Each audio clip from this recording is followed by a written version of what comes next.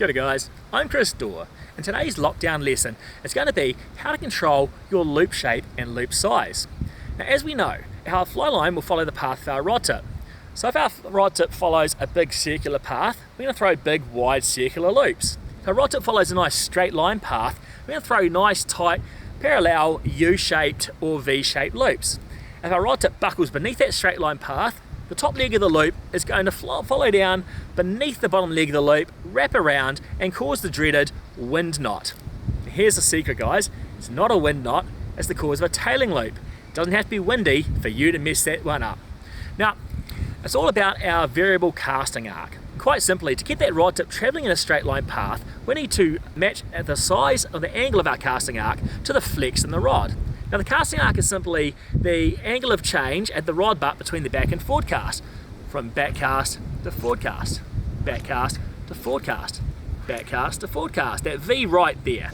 Now for the short line, you've only got a little bit of line out of the rod tip to bend the rod. So you only need a very narrow casting arc to make that rod tip travel in that straight line path.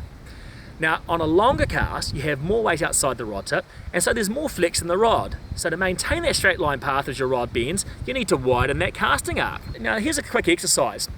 With a set amount of line, we're going to cast nice short cast, nice small casting arc, and watch that rod tip travel in a straight line and throw a nice tipped over U-shaped loop. And now what we're going to do with that same amount of line is we're going to widen that casting arc, and we're going to watch that loop grow. Now, we're going to eventually widen that casting arc until we're throwing very big circular non-loops. And then we're going to, in increments, slowly narrow it again. Bring it back to a nice tight loop, like this.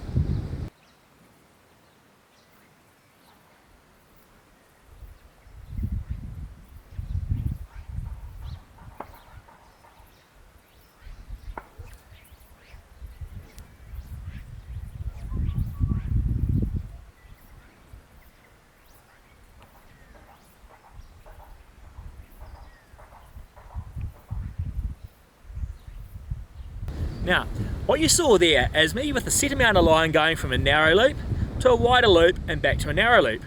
Now, one of the best analogies of a casting arc I've heard of is Peter Morse describing it as a slice of pizza or a slice of pie. You only want a small slice of pizza for a short cast, and you want a larger slice of pizza, a wider angle for that longer cast. Now, there are benefits to having narrow and wide loops. A nice tight narrow loop is great for casting a fly with pinpoint accuracy in amongst branches or turning over into the wind, and a wider loop can come in handy when casting with a tailwind to keep the top leg of the loop away from tangling the bottom leg of the loop. Also when casting multi-fly rigs like dry droppers, heavy indicator nymph rigs, or maybe fishing a team of streamers lock style or wets on a lake. Anyway, just remember it's all about the casting arc, and you just need to match the size of your casting arc to the flex in your rod. I'm Chris Dore, and that's how to control your loop size and shape. Cheers.